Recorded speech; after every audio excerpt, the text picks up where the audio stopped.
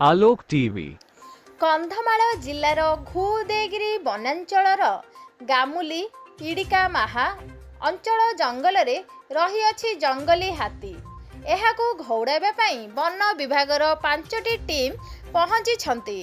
घन कुहुड़ी सांगकू घंच जंगल और वर्षा जोगु हाथीर गतिपथ जानिबा कष्टकर हेबारु ड्रोन कैमेरार सहायता नेइछंती वन विभाग।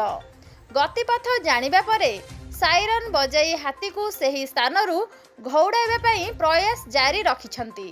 घर भितरे रही सुरक्षित रहिबा पई वन विभाग पक्षरु परामर्श दिया जाइछि। दंता हाथी वन विभाग को चकमा देखाई स्थान परिवर्तन करुअछि। राति सारा विभागीय अधिकारी और कर्मचारी हाथी को घौड़ाइबा पई प्रयास जारी रखिछंती। एणे हाथी भयरे लोक माने संदेह हेले बाहर को बाहरु नाहंती। हाथी उपद्रवरे बहु मक्का कदली धान गछ नष्ट होइथिबार जणा पड़िछि। लोक मानंकु राति सारा अनिद्रा रहिबाकू पड़ुछि। प्रशासन पक्षरु एहार स्थायी समाधान पाई दाबी होइअछि।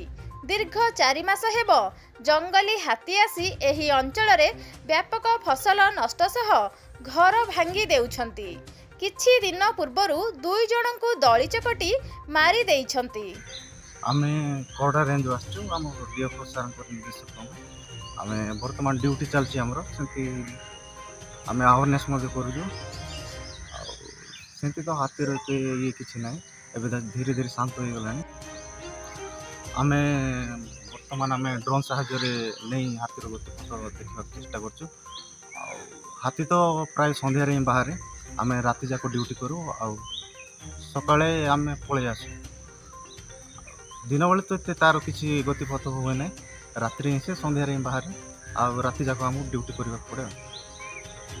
आमर समस्त उदयगिरी रेंज समस्त स्टाफ एवं फुलबाणी डिविजन अन्य रेंज आसिस्टेंट स्टाफ को नहीं आमे काली राति रे पिड़िका माहा पाखे आमे हाथी को देखिथिलु एवं डीएफ सार निर्देश क्रमे आमर थर्माल ड्रोन माध्यम आमे से हाथी को पड़े जाउछि कोन करछि ता विषय आमे डिटेल ट्रैक कलु एवं सकाल भोर भोर देखा पाइलु जे से हाथीटी गामली गाँ पछपट को जाइए फॉलो करी आम घोड़ाइया चेष्टा कलु किंतु हाथीटी से कौन है ना सकाल जेहेतु होगला सी से जंगल निकट को पलैला।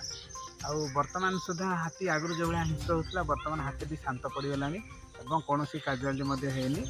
ता छड़ा आम लोक अवेयरनेस करूँ आम डाकबाजी जंत्र मध्यम 2-3टी गाड़ी आम डाकबाजी जंत्र मध्यम समस्त लोक अलरेडी आम अवेयरनेस कर सारे जहाँद्वारा कि लोक अवेयरनेस हो गले हाथी निकट को कहीं जाऊना।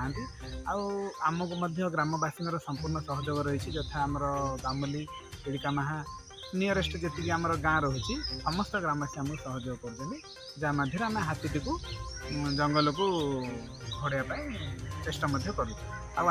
ब्यूरो रिपोर्ट आलोक टीवी।